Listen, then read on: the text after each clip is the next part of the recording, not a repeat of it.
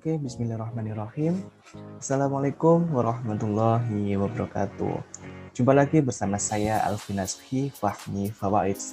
Nah, di sini saya ingin menjelaskan apa itu peripheral visi, dan bahasa pemrograman. Nah, sebelumnya perkenalkan saya Alvin Nazki Fahmi Fawaid dengan NIM 081911733027 dari program studi Teknik Biomedis. Nah, di sini saya ingin mempresentasikan yang nantinya digunakan untuk penilaian dari mata kuliah pemrograman komputer dengan dosen Bapak Husnul Ain. Jadi teman-teman di sini silakan menyaksikan dan menyimak apa yang saya sedikit terangkan nanti.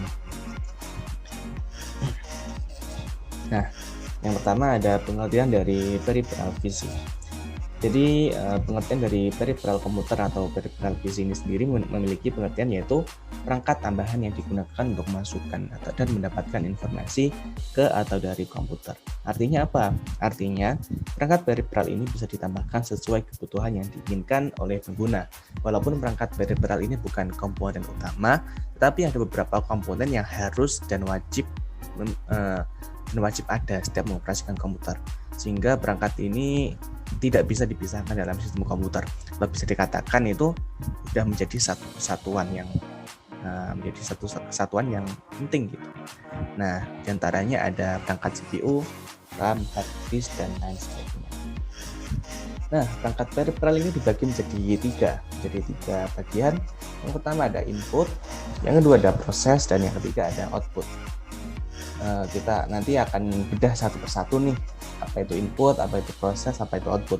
Nah, dari pengertiannya itu sendiri, yang pertama input itu merupakan semua komponen yang mampu memberikan masukan data baik berupa sinyal, visual, atau maintenance yang akan diproses oleh perangkat utama seperti prosesor dan memori yang akan diteruskan ke perangkat output sehingga menghasilkan sebuah informasi yang berguna untuk user. Yang kedua ada proses. Proses ini sendiri merupakan perangkat komputer yang bertugas memproses tentunya dan mengolah inputan data yang dilakukan oleh brainware atau user atau pengguna agar bisa menjadi sebuah informasi yang akan diteruskan ke perangkat output sehingga informasi tersebut bisa bermanfaat dan diterima oleh brainware atau pengguna itu tadi. Dan yang terakhir adalah output. Nah, output ini merupakan perangkat komputer yang berfungsi tentunya untuk menampilkan hasil dari proses dari inputan yang kita lakukan atau dilakukan oleh brainware atau pengguna itu tadi. Nah, perangkat ini menampilkan atau menyampaikan informasi kepada penggunanya, kepada kita, kepada user melalui berbagai bentuk baik berupa itu tampilan grafis, tampilan suara ataupun tampilan dalam bentuk hard copy. Misalnya dari printer itu berupa kertas kayak gitu, teman-teman. Nah, sesuai dengan yang saya janjikan tadi, saya akan membahas atau membedah satu persatu nih dari ketiga komponen, dari ketiga jenis tadi, ada input, proses, dan output. Nah, di sini kita akan bahas mengenai input terlebih dahulu. Input, peripheral input ini sendiri terdiri dari beberapa jenis, tapi di sini saya juga tidak akan menyebutkan semuanya. Nah, di sini saya membawakan ada keyboard, touchpad, joystick, barcode, CD atau DVD, scanner, and webcam. Mungkin kalian juga pastinya udah banyak yang tahu nih dari beberapa komponen yang saya jelaskan nantinya. Ini sedikit mengulas saja, barangkali kalian ada yang belum tahu. Nah, ini keyboard yang pertama. Keyboard ini pasti saya jamin kalian sudah pada tahu dan sebenarnya tidak perlu saya jelaskan. Ya, kesimpulannya saya jelaskan ya, keyboard ini merupakan perangkat peripheral komputer tentunya yang berfungsi untuk masukkan karakter. Tentunya ya, ada huruf, ada angka, ada simbol, ada ya semua yang ada di keyboard itu kalian pasti udah tahu. Ada tombol QWERTY, ada nomor, ada fungsi-fungsi, ada dan sebagainya. Nah, tentunya ini sebagai media untuk seorang user atau brainware atau pengguna tadi untuk melakukan perintah dan instruksi kepada komputer yang dia miliki. Itu, teman-teman. Terus yang kedua ada touchpad. Nah, touchpad ini sendiri pasti kalian pengguna laptop tidak akan terlepas dan pasti udah tahu apa itu touchpad. Nah, kalau kalian sekarang lagi melihat laptop dan sedang menggunakan laptop, silakan lihat di bawah. Itu adalah touchpad yang berbentuk kotak yang paling dekat dengan kalian. merupakan touchpad. Nah, touchpad ini sendiri merupakan perangkat peripheral inputan tentunya yang berfungsi untuk melakukan instruksi atau perintah kepada komputer melalui kursor yang tersedia di dalam sistem operasi. Tidak semua perangkat komputer bisa memberikan instruksi melalui kursor. Bagi sistem operasi yang berbasis CLI atau singkatan dari Command Line Interface. Nah, fungsi multi ini tidak akan berjalan. Nah, karena apa? Karena sistem operasi tersebut tidak menyediakan program kursor yang melakukan berbagai instruksi, melainkan hanya menggunakan keyboard itu sendiri. Itu teman-teman. Sebentar, ada beberapa masalah. Baik, kembali lagi sama saya ya. Kita lanjutkan. Yang kedua, yang selanjutnya ada joystick. Nah, kalau joystick ini mungkin dari kalian banyak yang masih belum tahu. Karena ya emang joystick ini sendiri sekarang juga sudah jarang yang menggunakan. Mungkin ya tampilannya sudah saya jelaskan kayak di sebelah kanan layar ini. Nah, joystick itu kurang lebih seperti kayak itu. Joystick ini sendiri merupakan perangkat peripheral komputer yang berfungsi untuk membantu memainkan konsol game pada komputer. Jadi mungkin yang paling tahu dari kegunaan joystick ini ya gamers atau orang-orang yang suka main game. Kalau kalian bukan orang-orang tipe yang suka main game ya belum tentu kalian pernah memegang ini. Termasuk saya juga belum pernah menggunakan apa itu yang namanya joystick. Perangkat ini berfungsi untuk menyederhanakan instruksi yang dilakukan oleh keyboard agar para gamers ini bisa nyaman dalam memainkan gamenya. Karena pada dasarnya instruksi yang ada pada joystick ini terdapat pada keyboard juga. Oke, lanjut. Nah, barcode. Barcode ini mungkin kalian juga jarang menggunakan, tapi pasti aku jamin kalian juga udah pernah tahu. Entah itu ada di swalayan, entah itu ada di HP kalian sendiri atau di laptop kalian, itu pasti kalian juga tidak asing. Karena ya barcode ini merupakan suatu yang tidak bisa dilepas dari kehidupan kita. Karena ya setiap produk yang ada di pegang kalian itu pasti ada barcode. Misal saya memegang sebuah produk namanya Sovel. Nah, ini di Sovel ini ya, ini pasti juga ada barcode. Lihat, tidak kelihatan ini. Nah, ini udah ada barcode. Jadi namanya barcode itu tidak bisa lepas dari kehidupan kita. Nah, untuk scan barcode ini merupakan perangkat komputer yang berfungsi untuk memindai dan menerjemahkan kode atau ya kode QR gitu ya yang berisi data. Lalu setelah berhasil diterjemahkan, perangkat ini dapat memasukkan data yang sudah terbaca untuk nantinya dapat diproses dan dimasukkan ke dalam komputer. Lalu ada CD atau DVD. Anak 2000 atau 90-an pasti kalian tidak asing dengan apa namanya CD atau DVD. Mungkin anak 2010 atau 2011 juga tidak asing ya. Tapi jujur ya, sekarang itu udah CD atau DVD ini udah sedikit tergusur. Nah, karena ya bahkan laptop dan komputer sekarang pun udah banyak yang tidak ada CD atau DVD internalnya. Jadi kalau kalian ingin mengikut untuk CD atau DVD, kalian harus membeli sebuah device output dari CD DVD ini terpisah atau bisa dikatakan eksternal gitu.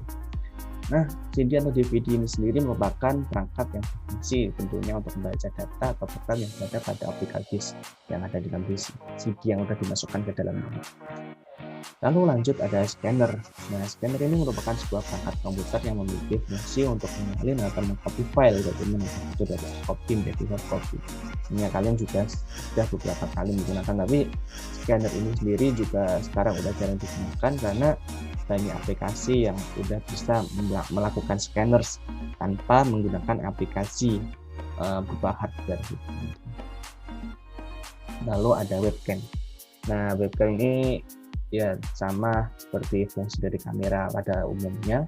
Jadi ya berupa kamera tambahan, kamera real time yang berfungsi untuk mengambil objek berupa citra atau video ya, itu gambar, suara yang akan ditampilkan secara live. Nah, kalau kalian menggunakan laptop, saya kan ini ada wajah saya, ini juga merupakan fungsi dari adanya webcam sendiri. Tapi webcam itu terdiri menjadi webcam eksternal dan juga ada webcam internal. Webcam internal itu sendiri merupakan webcam yang udah ada bawa dari laptop yang saya gunakan sekarang. Tapi mungkin beberapa dari komputer atau laptop tidak disediakan oleh webcam internal itu sendiri, jadi harus memasang webcam secara eksternal gitu. Oke, untuk peripheral input selesai ya. Sekarang kita beralih ke dalam peripheral proses. Nah, di sini saya akan membawakan beberapa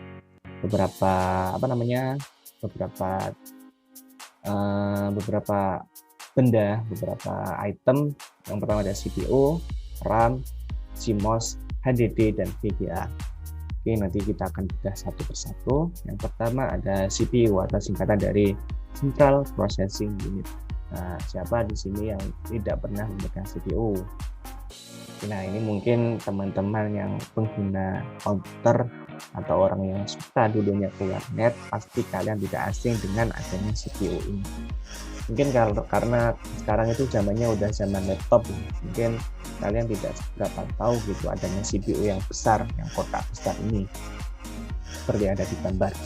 Nah, CPU ini merupakan komponen paling utama, paling penting di dalam sistem komputer, di mana perangkat ini akan memproses semua instruksi yang dilakukan pengguna, berupa data untuk diolah menjadi sebuah informasi yang berguna. Komponen ini sering disebut otaknya komputer. Nah, saking pentingnya ini, sampai-sampai disebut menjadi otaknya komputer. Karena cepat dan lambatnya pemproses komputer tergantung jenis prosesor yang digunakan. Semakin bagus prosesornya, maka semakin bagus juga kecepatan pemrosesan yang dihasilkan oleh komputer itu sendiri. Lanjut, ada RAM atau singkatan Random Access Memory. RAM ini juga mungkin kalian juga sudah sering mendengarkan apa itu RAM. Mungkin kalau kalian mau beli laptop gitu, ini RAM-nya ada berapa ya mas? Atau berapa besar gitu. Nah, mungkin kalian cuma tahu berapa besarnya aja, tapi mungkin kalian nggak tahu kegunaannya RAM itu apa. Nah, di sini saya akan menjelaskan sedikit gitu, fungsi dan pengertian dari RAM itu sendiri. RAM merupakan perangkat komputer yang berfungsi untuk menyimpan dan membaca data untuk sementara. Memori ini berfungsi menyimpan data berupa instruksi atau program yang sudah diproses oleh CPU. Data yang tersimpan pada RAM ini akan hilang ketika komputer dimatikan atau tidak adanya sumber daya listrik di dalam komputer itu sendiri. Itu teman-teman. Lalu ada CMOS. Ini mungkin asing ya di telinga kalian. Maksud saya juga jarang mendengarkan apa itu CMOS. Nah, CMOS ini sendiri merupakan sebuah baterai kecil yang terletak di motherboard. Motherboard itu apa? Ya itu, nanti akan saya jelaskan sedikit demi sedikit. Nah, komponen kecil ini berfungsi untuk menyimpan settingan BIOS atau Basic Input Output System, yaitu sebuah sistem komputer untuk mengendalikan perangkat keras agar bisa terintegrasi dengan sistem operasi komputer. Lalu selanjutnya ada HDD. Nah, HDD ini merupakan perangkat yang mempunyai fungsi untuk menyimpan data secara permanen. Perangkat ini mampu menyimpan berbagai data berupa itu dokumen, foto, visual, atau program. Sebenarnya kalian itu tidak asing dengan HDD ini, tapi mungkin kalian tidak pernah melihat bentuk wujud aslinya gitu, karena ya HDD itu sendiri terbagi menjadi dua, yaitu eksternal dan internal. HDD eksternal itu ya hard disk yang sering kalian pegang ya, mungkin sudah kalian sering gunakan.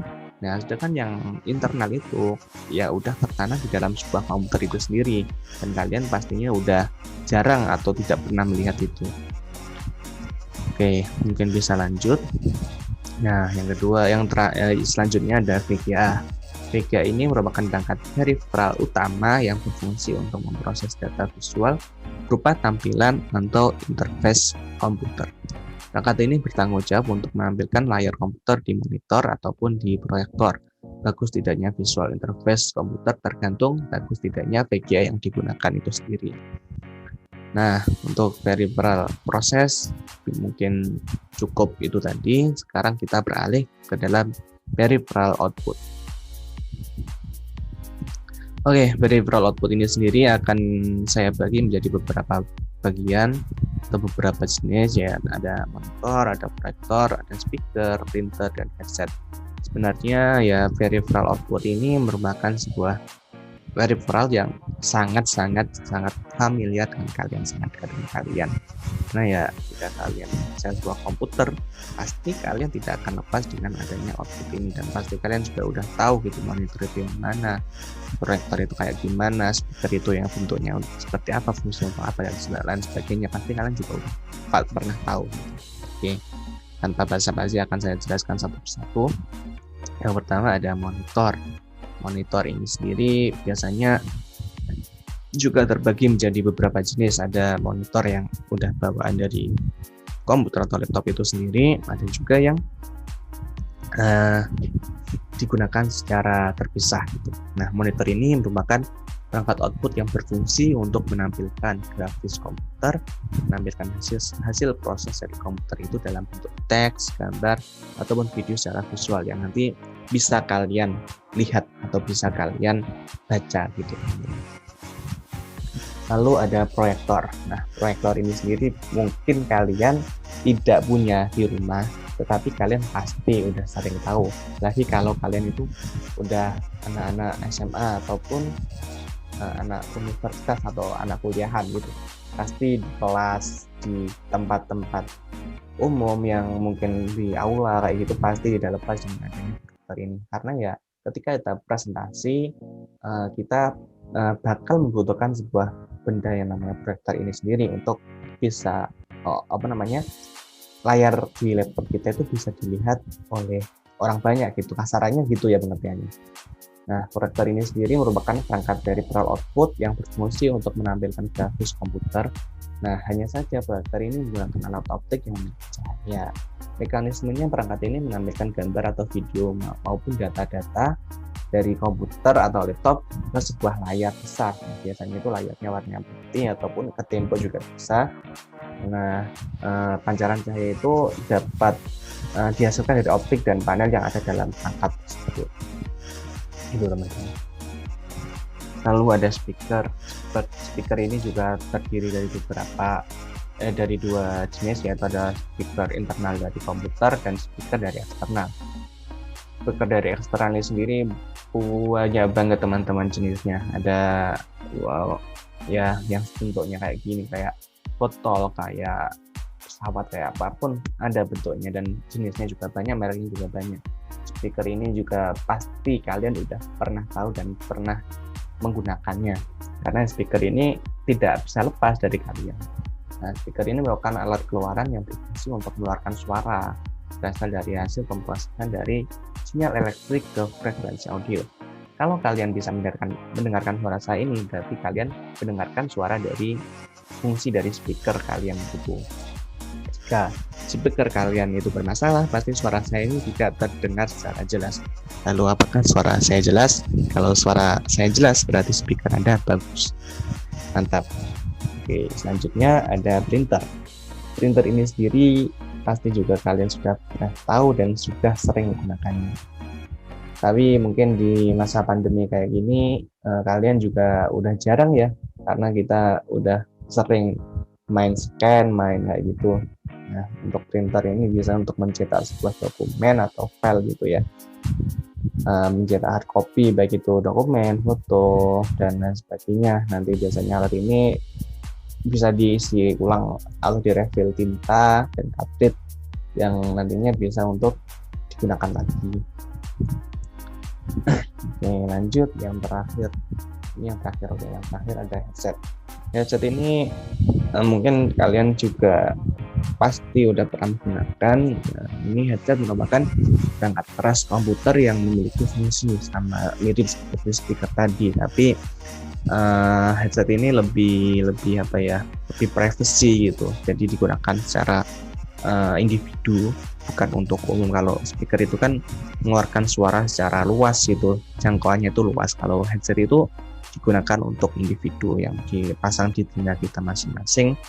Untuk kualitas suaranya juga lebih baik daripada speaker pada umumnya, karena headset ini juga harganya mungkin juga bisa dikatakan mahal gitu. Headset yang baik pasti harganya juga mahal, ada kualitas, ada harga gitu. Nah, headset ini sendiri biasanya ada yang udah tergabung menjadi satu dengan mikrofon, ada yang ada yang terpisah gitu. Tapi kebanyakan itu udah menjadi satu. Ini saya juga menggunakan headset, tapi ini headset kecil. Ada headset besar, ada headset kecil. Oke, untuk referral PC mungkin bisa kita cukupkan terlebih dahulu. Selanjutnya kita akan membahas mengenai bahasa pemrograman. Nah, bahasa pemrograman itu mungkin kalian juga, jika bukan anak komputer atau bukan ya anak teknik yang berkaitan dengan komputer atau IT gitu, mungkin kalian juga asing gitu dengan apa namanya bahasa pemrograman ini. Tapi di sini karena kita melakukan presentasi ini digunakan untuk mata kuliah pemrograman komputer, jadi ya wajib gitu adanya pembahasan mengenai bahasa pemrograman ini sendiri. Nah, sebenarnya bahasa pemrograman itu sangat amat banyak sekali. Jika kalian melihat di internet itu banyak sekali bahasa pemrograman yang tersedia. Tapi di sini saya akan menampilkan cuma 3. Barangkali nanti kalian jika ingin mencari sendiri itu lebih baik. Yang pertama ada PHP, yang kedua ada Java, yang ketiga ada C. Nah, ketiga bahasa pemrograman ini mungkin dikatakan bahasa pemrograman yang paling populer gitu, yang paling sering digunakan oleh user. PHP itu Hypertext Preprocessor, lalu Java itu merupakan salah satu bahasa pemrograman yang bersifat open source yang merupakan produk dari Sun Microsystem, dan C itu bahasa pemrograman komputer yang bisa digunakan untuk membuat berbagai aplikasi atau general purpose programming language. Oke, di sini nanti saya akan jelaskan satu persatu, teman. Oke, lanjut. Yang pertama ada PHP, Hypertext Preprocessor. Jadi di sini saya akan sedikit menjelaskan dari pengertian, dari fungsi dan sintaks dasar dari PHP ini sendiri. Bukan PHP pemberian harapan palsu ya teman-teman. Jangan salah arti, teman-teman paham. Di PHP ini ya merupakan bahasa pemrograman yang ya sering didengar oleh kalangan teman-teman dari IT gitu yang sering menggunakan bahasa pemrograman.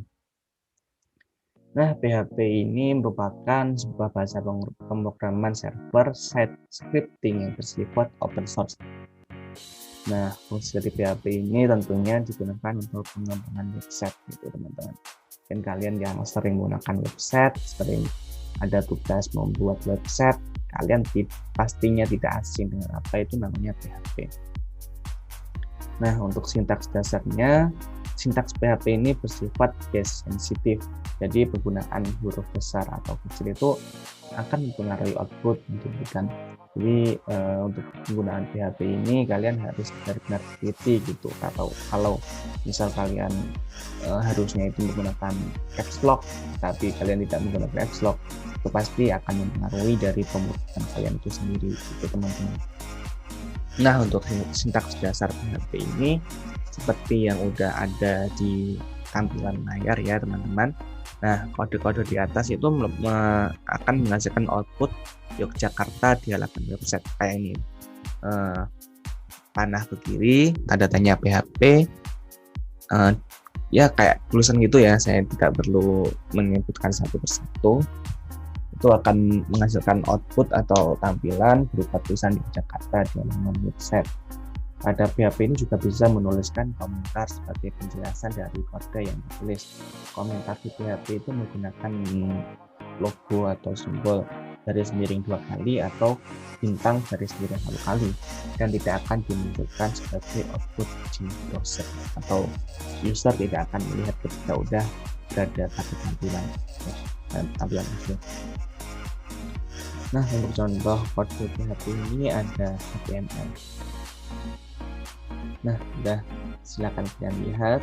Mungkin kalian juga akan bingung jika saya jelaskan, tapi di sini ada sedikit tampilan gitu ya, kayak HTML itu seperti apa. Nanti mungkin kalian bisa pelajari sendiri gitu teman-teman ya, karena banyak gitu untuk penjelasan kayak gini, kalian bisa mempelajarinya sendiri.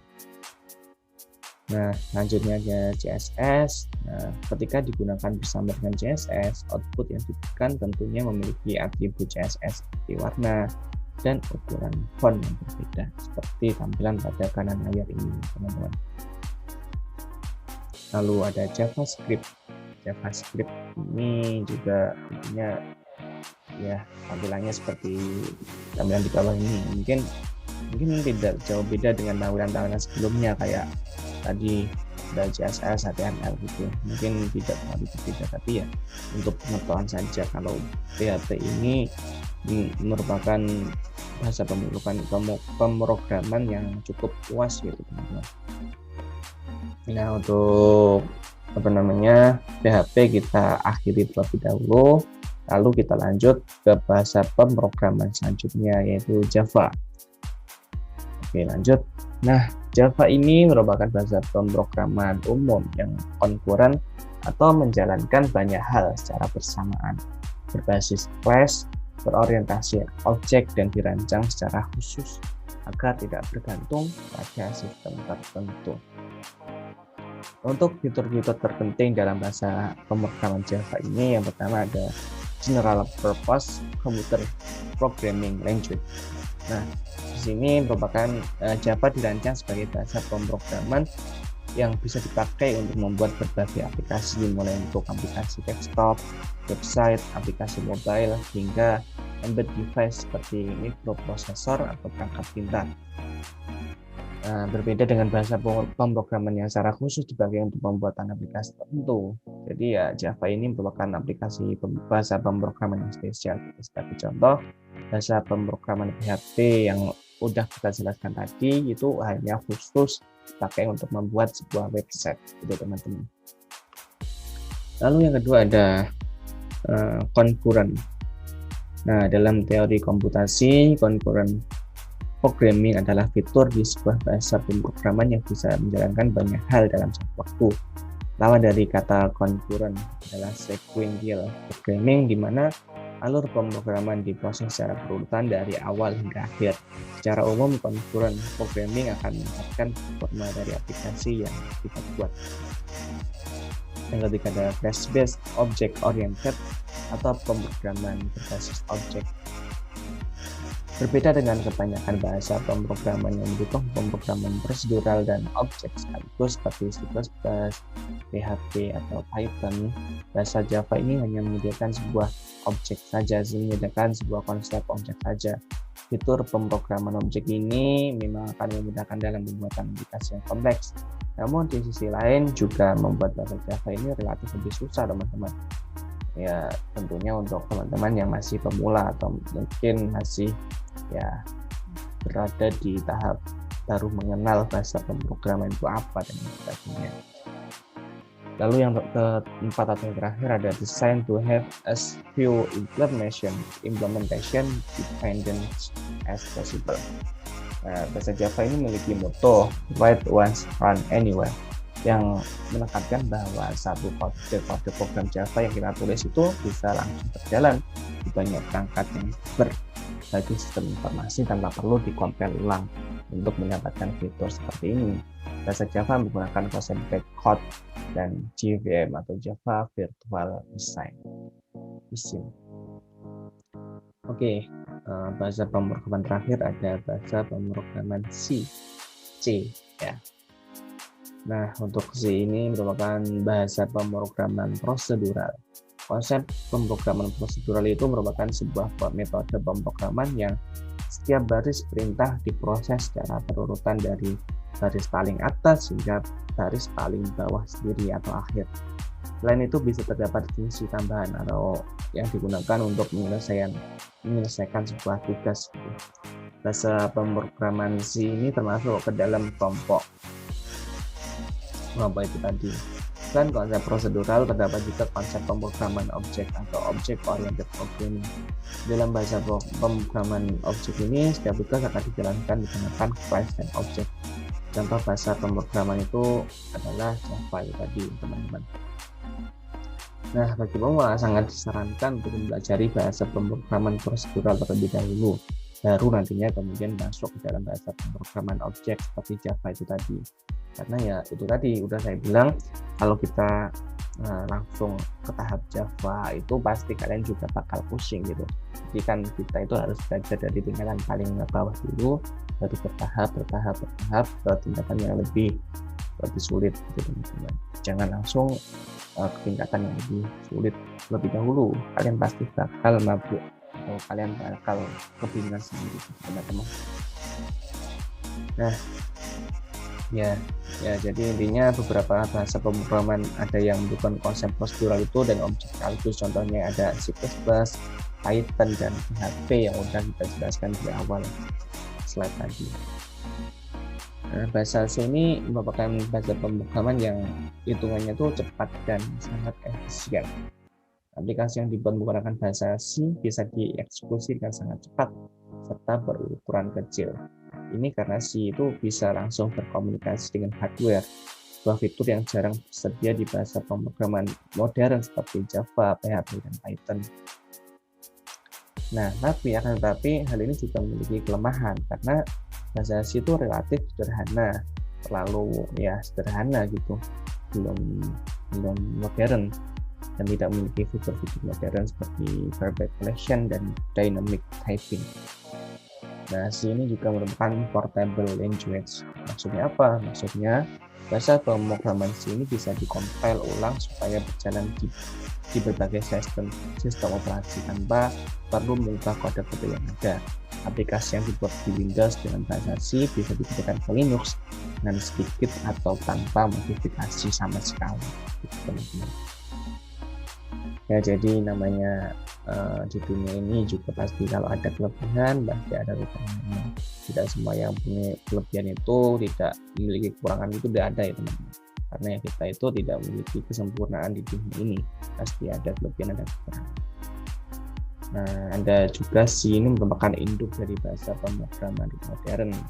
Nah, ya namanya bahasa C itu emang dasar ya teman-teman. Jadi ya ini merupakan sebuah bahasa pemrograman induk. Jadi ya dasarannya sebelum menghasilkan bahasa-bahasa pemrograman yang lebih modern kayak tadi yang udah jelas di awal, seperti C++, Objective-C, PHP, Java, JavaScript, dan masih banyak banget. Kalian kalau ingin mencari sendiri sangat-sangat diperbolehkan di internet, sangat banyak. Kalian bisa pelajari satu persatu. Nah, tapi dengan mempelajari bahasa C ini, Anda akan familiar dan akan lebih mudah saat berpindah ke bahasa pemrograman lain yang tentunya merupakan turunan dari bahasa C ini sendiri. Oke, nah di sini saya mungkin sudah bisa dicukupkan ya teman-teman. Untuk kurang lebihnya saya mohon maaf, bisa disampaikan ke kritik langsung ke nama saya Kasih Fahmi Faid. Ya mungkin masih banyak kekurangan dari saya. Kritik dan saran saya sangat harapkan dari kalian. Terima kasih teman-teman. Wabillahi taufiq wal hidayah. Wassalamualaikum warahmatullahi wabarakatuh. Selamat pagi, salam sehat. Jaga kesehatan kalian dan jangan lupa terapkan protokol kesehatan. Semangat teman-teman.